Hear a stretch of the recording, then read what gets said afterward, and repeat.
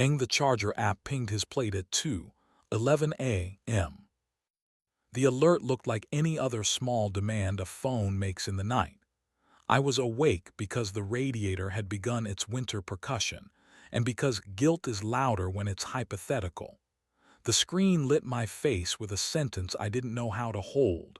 Charging session started, plate Ron 317, Bay 4, Swan Street Supercharger. Initiated by Mark. I am Mark. I do not own a car with that plate. Our hatchback sips at a wall plug like a monk. The app, the one we share because sharing is efficient until it's not, believed I had driven something sleek to a station near the Belgrave, a hotel with a lobby that smells like apology and citrus. Estimated cost, $21. Time remaining, 37 minutes. Beside me, Lena slept in the expensive quiet of someone who trusts the calendar. Her wrist draped over my chest with the careless authority of habit. I stared at the notification until the number of minutes felt like an insult and a mercy. Then I watched the dot on the little map blink steady as a held breath. I could have gone. I could have put on shoes and been the man in a movie who knocks on glass and says a line that ruins or saves a life. Instead, I put the phone face down and let the radiator finish its solo. When I slept, it was the blurry kind you get when your brain crouches, ready to stand. Morning asks for smaller decisions. I made coffee. I watered the plant we keep forgetting to name. I opened the app again as if it might have apologized overnight. Charging complete 2:48 a.m., it said cheerfully. The receipt itemized the kilowatts and asked me to rate the station. It included, like a monogram you didn't order, the last four of a VIN I recognized from stories. A colleague. A man with shoulders that make people throw him heavy things to see if he can carry them without becoming a metaphor. When Lena shuffled in, hair like a flag retired from weather, she smiled the honest first smile of the day and kissed my jaw. "The charger thinks I drive a Model 3 now," I said. It came out gently because I wanted to respect the kitchen. She glanced at the phone and didn't blink as much as she stopped needing to. "Okay," she said. The word set its feet. "Belgrave," I added. The way the name sat in the room made the air do arithmetic. "Ronan," she said, and there he was, the mouthful I'd been avoiding, colorist, careful with light in rooms that lie for money. I'd met him exactly twice, both times in doorways, the natural habitat of men who understand framing. "We started a session downtown after late notes," she said.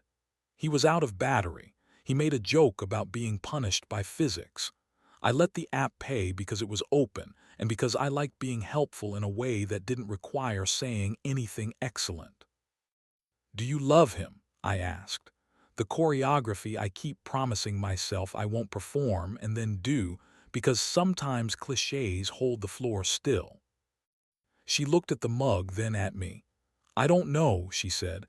"I loved not being a project. I loved you like air. I hated the lies." She touched the counter as if it could meter the current between us. "I'm sorry." There are many sorrows. Her version had weight and didn't require applause.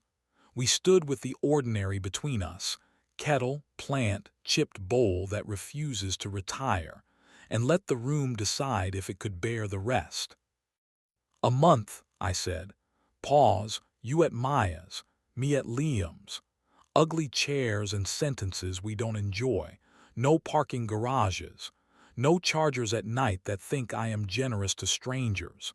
Sundays we meet in fluorescent places and answer two questions that feel like sandpaper.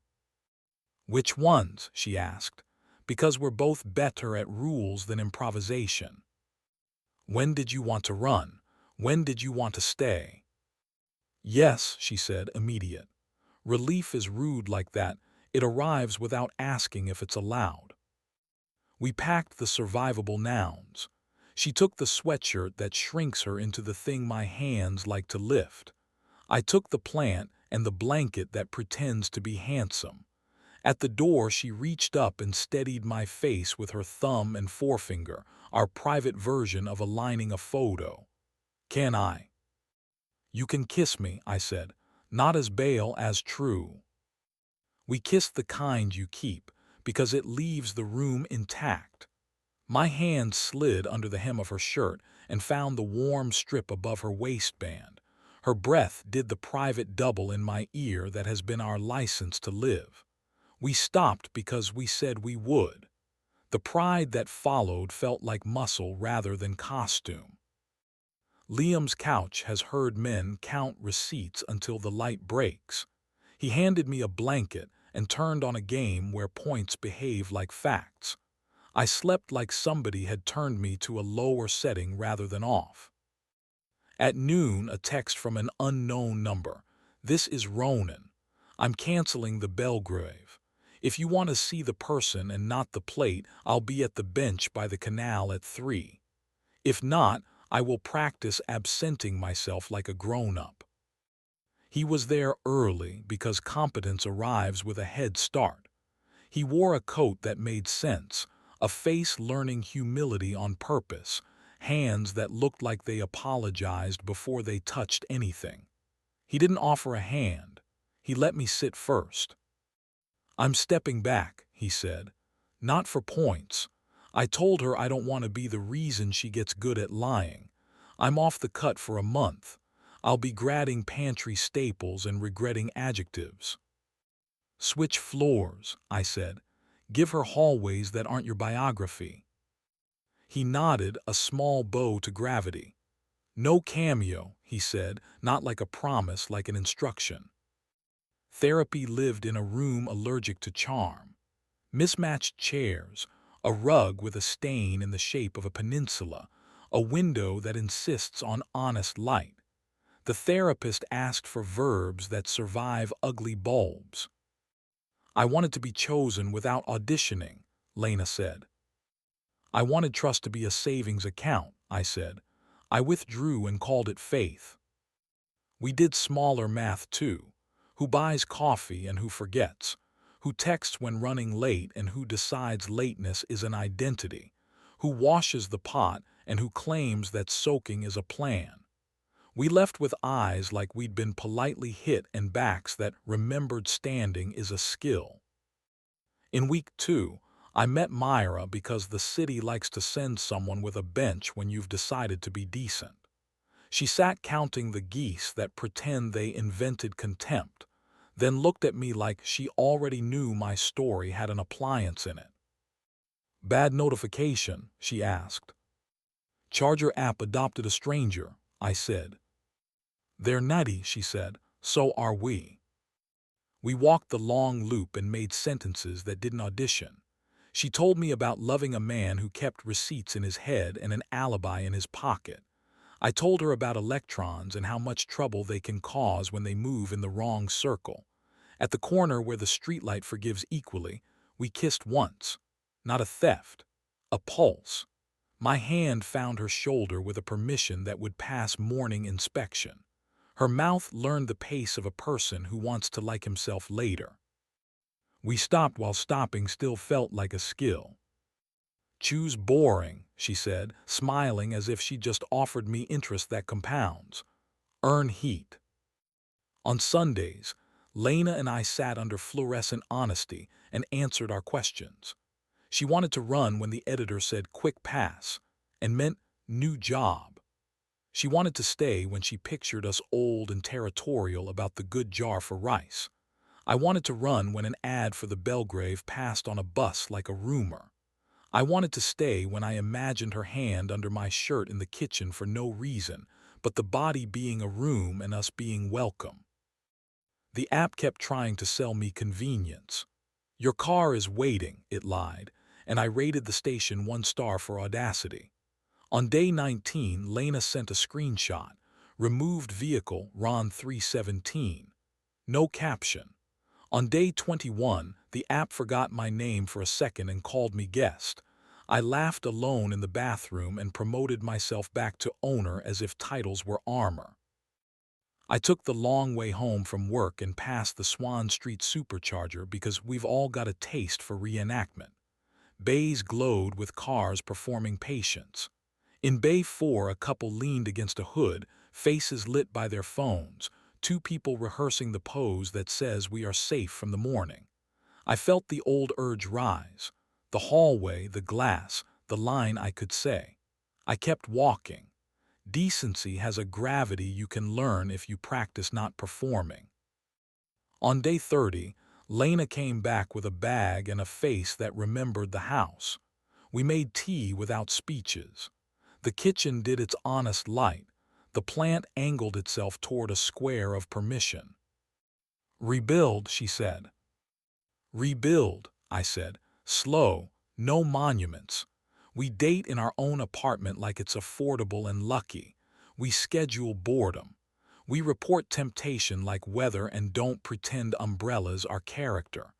If a device volunteers to narrate us, we unplug it or teach it our names again. We kissed like a handshake and then like a door we own. In the bedroom, we undressed the way you tidy a room you expect to see tomorrow. My mouth found the warm strip of her waist. Her breath did the double at my ear. We kept it day safe, honest, greedy enough to be alive and careful enough to be proud. We stopped where we planned to, and the satisfaction felt like a craft we'd earned rather than an accident we'd survived. We wrote rules on an index card and taped it to the inside of the fuse box like children who still believe in rituals. No rooms without windows. No second names in first mouths.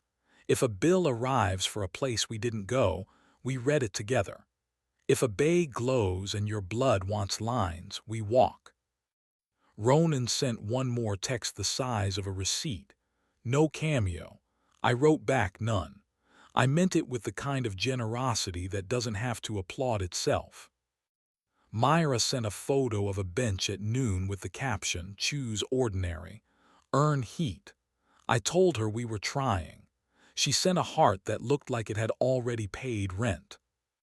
We named the plant. Not Mercy, not Forgive, Current.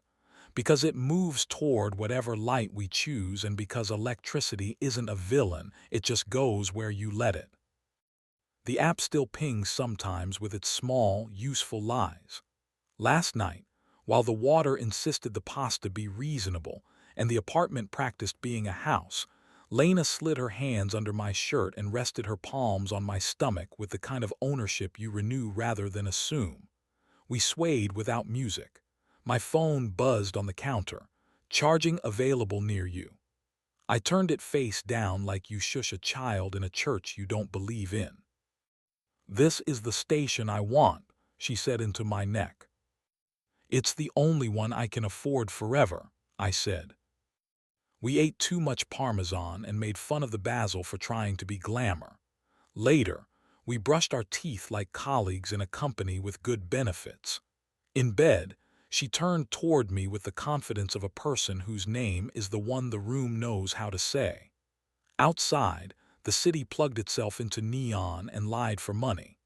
Inside, Current leaned toward a square of ordinary light and didn't need to know what we'd almost charged.